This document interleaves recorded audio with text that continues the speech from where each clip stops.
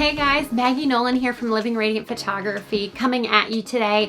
This is going to be a really short video today, so I'm going to give you some insight. I am hopping on a call, a FaceTime with a brand new bride and groom in 8 minutes, okay? So real quick, I want to give you 5 tips for prepping for FaceTime meetings with clients.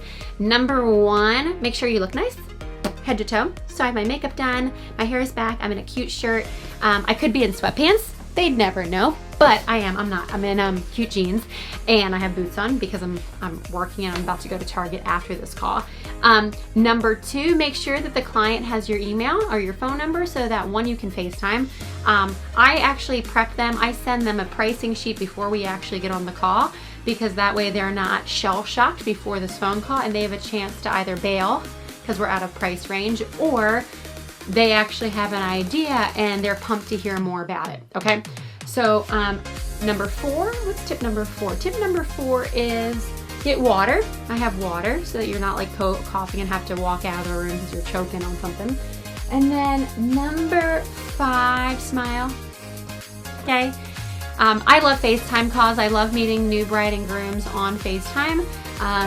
I just like people anyway, but I feel like a phone call doesn't do it justice, so I'm pro FaceTiming new brides and grooms. So that's it, just 5 tips for FaceTiming new potential clients. I hope it was helpful. Subscribe. I gotta go, I gotta hop on this call. Have a great day, guys.